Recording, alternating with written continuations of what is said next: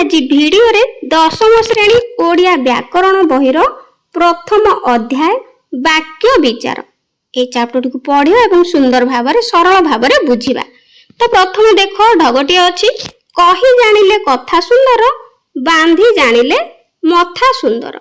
तो एठी हमें अलगा मध्य कहि परिबा जेमति कि गां गहली रे कुआ जाय कहि पोछि जाने जे 50 चिंगुडी बिके सिए।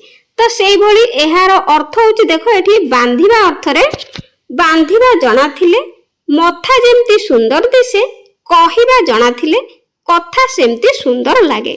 तो कथा जेते सुंदर भाबरे वर्णना करा जाय परिबो सेते सुंदर लागिबो। तो देखो साधारण कथाटी को कहि जानिले खूब सुंदर जणा जाय। जदि गोटे साधारण कथाटी हेतिबो किंतु सुंदर भाबरे ताकू कुहा जाय बा कहिबा लोक सुंदर शैली रे ताकू व्यक्त करि थाए अन्य आगरे तो ताहा खूब सुंदर लागि थाए। मनोभाव को आमर वचन द्वारा प्रकाश करा जाय।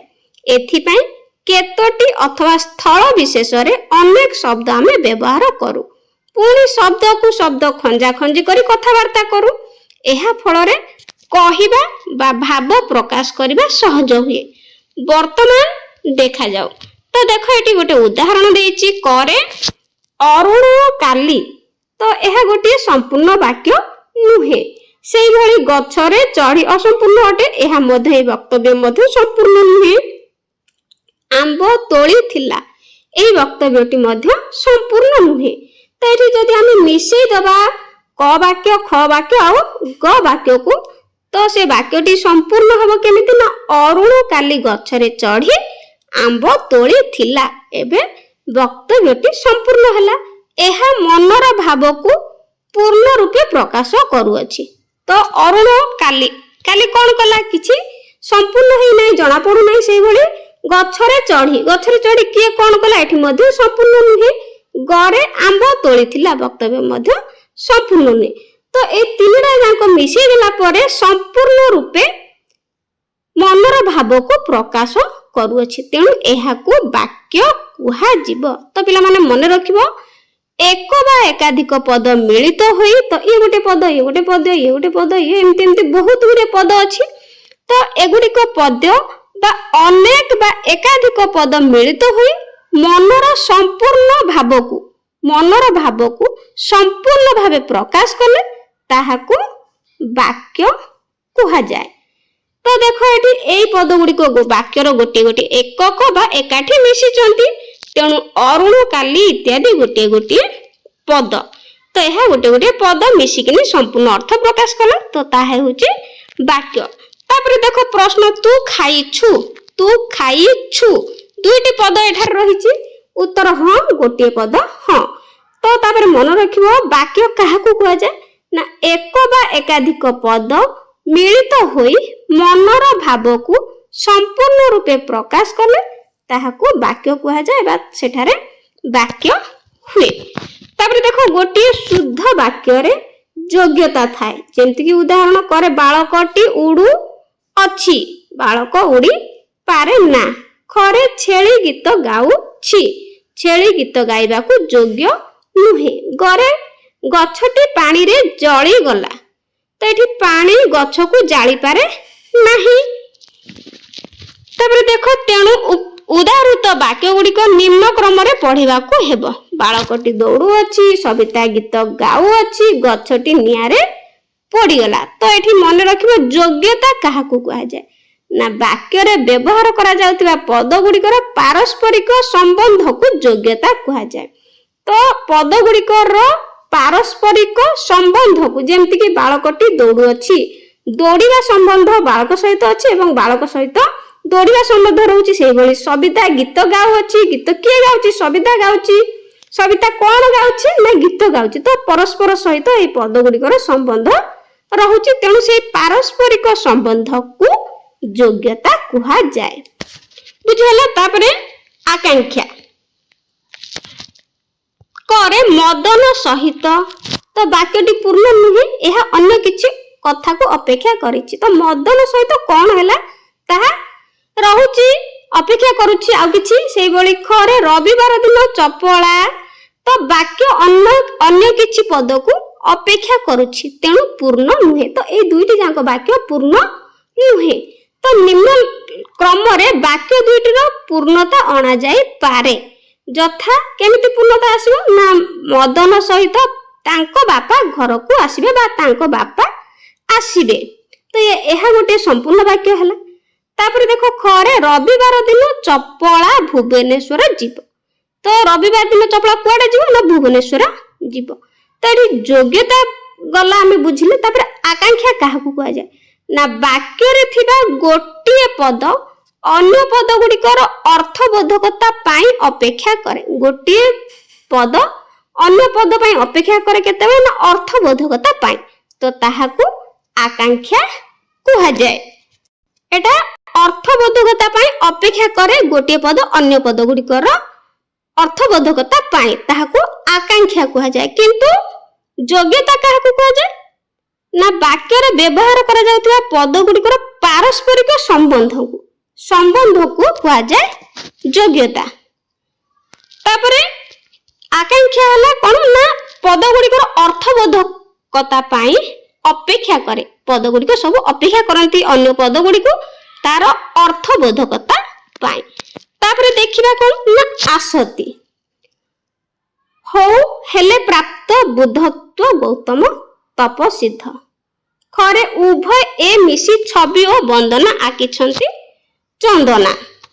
ତ ଏଠାରେ ଦେଖ ପ୍ରଦତ୍ତ ବାକ୍ୟ ଦୁଇଟିରେ ଏଇ ଦୁଇଟି ବାକ୍ୟରେ କ ଆଉ ଖ ବାକ୍ୟରେ କର୍ତ୍ତା କ୍ରିୟା ଥିଲେ ମଧ୍ୟ ପ୍ରକୃତ ଅର୍ଥ ବୁଝା ପଡୁ ନାହିଁ, ଯଥାର୍ଥ ଭାବବୋଧକ ହେଉ ନାହିଁ। କର୍ତ୍ତା ଅଛି କ୍ରିୟା ମଧ୍ୟ ଅଛି କିନ୍ତୁ ପ୍ରକୃତ ଅର୍ଥ କିଛି ବି ବୁଝା ପଡୁ ନାହିଁ। ଯେମିତିକି ଦେଖ ହଉ ହେଲେ ପ୍ରାପ୍ତ ବୁଦ୍ଧତ୍ୱ ଗୌତମ ତପସିଦ୍ଧ ଗୋଟେ ସମ୍ପୂର୍ଣ୍ଣ ଠିକ ବାକ୍ୟ ନୁହେଁ। ଏହାର ପ୍ରକୃତ ଅର୍ଥ କିଛି ବୁଝା ପଡୁନାହିଁ। ତ ଖରେ ଉଭୟ ଏ ମିଶି ଛବି ଓ ବନ୍ଦନା ଆଙ୍କିଛନ୍ତି ଚନ୍ଦନା। ତ ଏହା ଦେଖ ଉଭୟ ବାକ୍ୟରେ ପଦ ଗୁଡ଼ିକ ଯାହା ପରେ ଯିଏ ରହିବା କଥା ଆବଶ୍ୟକ ସେପରି ରହିନାହିଁ। ତ ଏପଟ ସେପଟ ହେଇକି ପଦ ଗୁଡ଼ିକ ଅଛି, ଫଳରେ ସଠିକ ଅର୍ଥ ବୁଝା ପଡୁନାହିଁ। ପଦ ଗୁଡ଼ିକ ସଜାଇ ଲେଖିଲେ ବାକ୍ୟ ଦୁଇଟି ହେବ। ତ ଏଇ ପଦ ଗୁଡ଼ିକ ଆମେ ବର୍ତ୍ତମାନ ସଜାଇକି ଲେଖିଲେ ବାକ୍ୟ କଣ ହବ ନା କରେ ଗୌତମ ତପସିଦ୍ଧ ହୋଇ ବୁଦ୍ଧତ୍ୱ ପ୍ରାପ୍ତ ହେଲେ। ଖରେ ଚନ୍ଦନ ଓ ବନ୍ଦନା ଉଭୟ ମିଶି ଏ ଛବି ଆଙ୍କିଛନ୍ତି। ତ ଏଇ ବାକ୍ୟ ଦୁଇଟି ଏବେ କେତେ ସୁନ୍ଦର ଶୁଭିଲା, ଏଠି କିନ୍ତୁ ତାହା ହୋଇପାରୁ ନଥିଲା। ତ ଆମେ ଉପରୋକ୍ତ ଉଦାହରଣରେ କର୍ତ୍ତା କ୍ରିୟା ଥିଲେ ମଧ୍ୟ ଯଥାର୍ଥ ଭାବବୋଧକ ହେଉ ନଥିଲା। ତ କାରଣ ଏଥିରେ ପଦ ଗୁଡ଼ିକ ଠିକ ଭାବରେ ସଜାସଜି ହୋଇ ଲେଖା ହୋଇନାହିଁ, ଏପଟ ସେପଟ ଏଗୁଡିକ ସବୁ ହେଇଛି। ତେଣୁ ଯେଉଁ ପଦ ଗୁଡ଼ିକ ଯେଉଁଠାରେ ରହିବା କଥା ତାହା ଠିକ ଭାବରେ ସେହି ସ୍ଥାନରେ ରଖିଲେ ଏହାକୁ ଆମେ ସୁନ୍ଦର ଭାବରେ ସଜେଇକି ଲେଖିଲେ। ତେଣୁ ଏଇ ଯୋଉ ସଜେଇକି ଲେଖିବାଟା ଦେଖ ତାହାକୁ କୁହାଯାଏ, ଏଠି ମନେ ରଖିବ ବାକ୍ୟରେ ଥିବା ପଦ ଯୋଜନା ଓ ସୌନ୍ଦର୍ଯ୍ୟ ହେଉଛି ଆସତି। ତ ସୁନ୍ଦର ଲାଗିବ ତ ତାହା ହେଉଛି ଆସତି। ଏହା ଦ୍ୱାରା କାହା ପରେ କେଉଁ ପଦ ରହିଲେ ତାହା ବାକ୍ୟର ଭାବକୁ ସ୍ପଷ୍ଟ ଭାବରେ ପ୍ରକାଶ କରିବ ତାହା ବୁଝାଯାଏ। ଆସତିକୁ ମଧ୍ୟ ପଦ ବିନ୍ୟାସ କୁହାଯାଏ। ଆସତି କୁହାଯାଏ ଯେତେବେଳେ ସଜେଇ ହେଇକି ସୁନ୍ଦର ଭାବରେ ସଜେଇ ହେଇକି ରହିବ ଏବଂ ତାର ଅର୍ଥ ମଧ୍ୟ ପ୍ରକାଶ ହେଉଥିବ ତ ତାହାକୁ କୁହାଯାଏ ପଦ ବିନ୍ୟାସ ବା ଆସତି। ତାପରେ ଦେଖ ବାକ୍ୟାଂଶ, ବହୁତ ଇମ୍ପୋର୍ଟାଣ୍ଟ କଥାଟିଏ ବାକ୍ୟାଂଶ ଭଲ ଭାବରେ ମନେ ରଖିବ। ତ ଦେଖ ହରିହରଙ୍କ କଥା ଶୁଣି ମା ଖରେ ଘଣ୍ଟା ବାଜିଲା ଅଥଚ ପିଲାମାନେ ଏଠି କିଛି କିଛି ରହିଯାଉଛି। ତ ଉଦାହୃତ ବାକ୍ୟ ଦ୍ୱୟ ସମ୍ପୂର୍ଣ୍ଣ ନୁହନ୍ତି, ଏଗୁଡ଼ିକୁ ସମ୍ପୂର୍ଣ୍ଣ କରିବା ପାଇଁ ଅନ୍ୟ କେତେକ ପଦର ଆବଶ୍ୟକତା ଅଛି। ତ ଏଠାରେ କିଛି ପଦର ଆବଶ୍ୟକତା ରହିଛି। କରେ ଦେଖ ସୁନ୍ଦର ଭାବରେ ସଜା ହେଇକି ଲେଖା ହେଲା ହରିହରଙ୍କ କଥା ଶୁଣି ମା ଆଶ୍ଚର୍ଯ୍ୟ ହେଲେ। ତ ଏଠାରେ ମା ଆଶ୍ଚର୍ଯ୍ୟ ହେଲେ। ତାପରେ ଖରେ ଘଣ୍ଟା ବାଜିଲା ଅଥଚ ପିଲାମାନେ ଶ୍ରେଣୀକୁ ଆସିଲେ ନାହିଁ। ତ ଏହା ସୁନ୍ଦର ଭାବରେ ସଜେଇ ହେଇକି ବାକ୍ୟଟି ଅଛି। ତ ଦେଖ ମୂଳ ବାକ୍ୟ ଦୁଇଟି ସହିତ ମୋଟା ଅକ୍ଷର ଲିଖିତ ପଦ ଗୁଡ଼ିକ ଯୋଡା ଯିବାରୁ ବାକ୍ୟ ଦ୍ୱୟ ସମ୍ପୂର୍ଣ୍ଣ ହେଲା। ତ କ ବାକ୍ୟରେ ଏଇ ଦୁଇଟି ଯୋଡା ହେଲା ପଦ ଏବଂ ଖ ବାକ୍ୟରେ ଏଇ ଦୁଇଟି ପଦ ଯୋଡା ହେଲା, ଯାହା ଫଳରେ କି ବାକ୍ୟଟି ଦୁଇଟି ବାକ୍ୟ ସମ୍ପୂର୍ଣ୍ଣ ହେଲା। ତ ପ୍ରଥମେ ଦିଆଯାଇଥିବା ଅଂଶ ପୂର୍ଣ୍ଣ ବାକ୍ୟର ଏକ अंश तेणु यह वाक्यांश कह जाए। तेणु यह हूँ एक वाक्यांश। यह गोटे वाक्यर अंश क वाक्यर एवं यह हूँ ख वाक्यर अंश। तो यह कह जाए पद। यही पद गुड़ी को कह जाए वाक्यांश। तेणु वाक्य बुझा पड़ुथिबा निर्दिष्ट अंश को बा निर्दिष्ट केतोटी पद संहति को, पद संहति माने पद मानकर मिलन को वाक्यांश कहा जाए। तापर देखिए पिला माने खंड वाक्य। वाक्यांश जानिले एबे खंड वाक्य जानिबा। जे माने वृथारे समय काटंती तो एठी आउ किछि रहि जाउची से भली खरे किए प्रथम हेबो। तो कर देखो जे माने कर्ता काटंती क्रियापद। तो काटंती होची क्रियापद, जे माने हला कर्ता। या होची कर्ता एवं काटंती होची गोटे क्रियापद। तो एठी किए कर्ता हेबो, तो किए हेबो एठी कोन कर्ता। तो देखो ख वाक्य रे एठी देखो किए प्रथम हेबो, किए होची कर्ता, हेबो हे गला क्रिया। एठी किए हे जबो कर्ता, हेबो हे गला क्रिया। तो दुईटी वाक्य रे कर्ता और क्रिया थाई मध्य यह मनोभाव संपूर्ण रूपे प्रकाश करू नाही। तेणु उदाहृत वाक्य खंड को खंड वाक्य कहा जाए। तो एठी कर्ता और क्रिया थिले मध्य संपूर्ण रूपे प्रकाश करूना मनर भाव को। जमती जो माने वृथारे समय काटते ठीक रहुची उहरे क्यों माने बोले कि तो यह संपूर्ण मनर भाव को प्रकाश करि पारिला नाही। से भली किए प्रथम हेबो एठी किए गोटे अछि तो तेणु यह मध्य संपूर्ण रूपे प्रकाश करू नाही। कोन करू नाही ना मनर भावना को।